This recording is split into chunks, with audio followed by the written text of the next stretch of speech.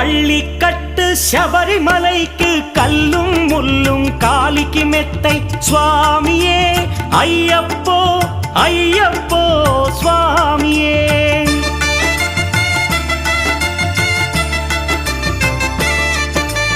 பள்ளிக்கட்டு சபரிமலைக்கு கல்லும் முள்ளும் காலிக்கு மெத்தை சுவாமியே ஐயப்போ ஐயப்போ స్వామియే.